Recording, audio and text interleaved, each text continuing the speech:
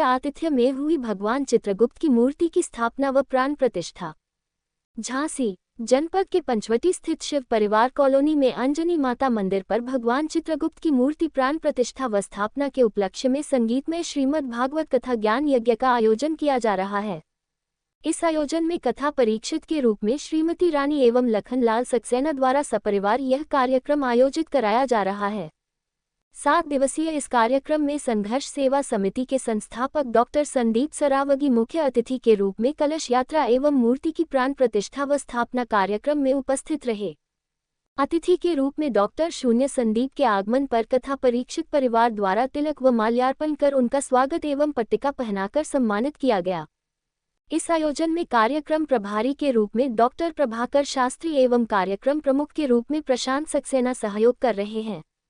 कार्यक्रम में अंजनी माता मंदिर के पुजारी आनंद कुमार द्वारा कार्यक्रम की विधिवत संचालन में विशेष रूप से सहयोग दिया गया। कार्यक्रम में कथावाचक के रूप में बांके बिहारी मंदिर चरखारी से कथा व्यास श्री कृष्णचंद्र शास्त्री उपस्थित रहे। इस अवसर पर डॉक्टर शून्य संदीप ने कहा, भागवत में ज्ञानयोग, कर्मयोग, समाज धर्म, स्त्री धर्म, आपद धर्म, राजनीति आदि का ज्ञान भरा है। यह एक ऐसा शास्त्र है कि जिसके सुनने से और उसका अनुसरण करने से जीवन से संबंधित सभी प्रश्नों का उत्तर पाया जा सकता है। साधक को साधन मार्ग में क्या क्या संशय आते हैं, इन सब पर विचार करके भागवत पुराण का रचना की गई है। हमें इस प्रकार के आयोजनों में समय समय पर सम्मिलित होते रहना चाहिए और अपने आगे आने वाली पीढ़ियों को भी इसके महत्व को समझना चाहिए, क्योंकि दूसरी सभ्यताओं का अनुसरण करते हुए हम अपने धर्म से विमुख होते जा रहे हैं, जो भविष्य में सनातन के लिए एक बड़ा खतरा है। हमें अपने वेद पुराण आदि धर्म ग्रंथों को कुछ समय निकालकर नियमित रूप से पढ़ना चाहिए। इन्हें पढ़ने से निश्चित रूप से आपके जीवन में सकारात्मक बदलाव आएंगे। कार्यक्रम को सफल बनाने में श्रीमती कृष्णकांति अंजनी कुमार सक्सेना, श्रीमती अंकिता चित्रांश सक्सेना, प्रियंका आनंद सक्सेना आदि का भी सहयोग रहा।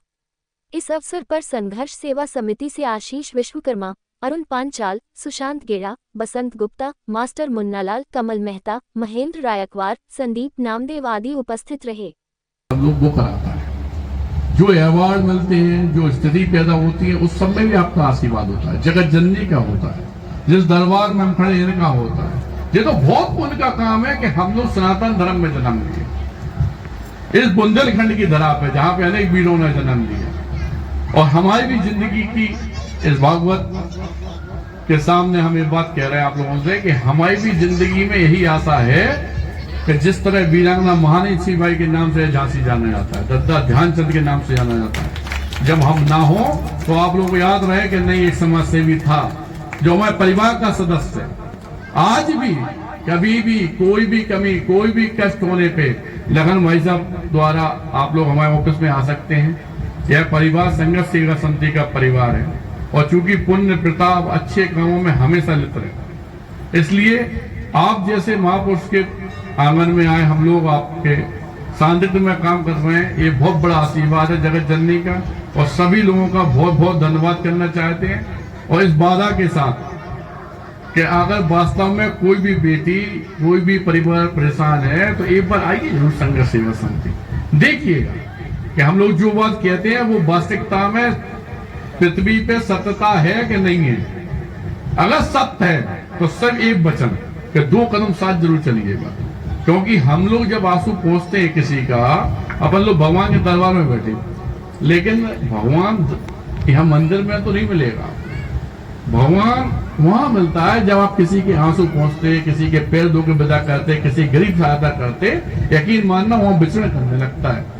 ये गुरुदेव बैठे हुए हैं, सब लोग बैठे हुए हैं, लेकिन हम लोग ढूंढते कहाँ है, कहीं मंदिर पे खड़े हुए कहीं होगा, लेकिन कोई आदमी ऐसा है तो उसकी तरफ ध्यान नहीं देते। इस पृथ्वी पे सत्यता यही है कि अगर भगवान का साक्षात्कार करना है तो किसी की सहायता जरूर कीजिएगा। और अगर सहायता करने में असमर्थ है तो हमारी संगत चलिए, हमारा साथ दीजिए। इस बात का हम वचन देते हैं कि इससे बुंदेलखंड की धरा पे कोई बेटी बिना माँ बाप, बिना भाई के नहीं होगी जब तक हम जिंदा है। जय हो, बहुत सुंदर। और धन्यवाद करना चाहते हैं आप सभी लोगों का, बहुत बहुत धन्यवाद। अपने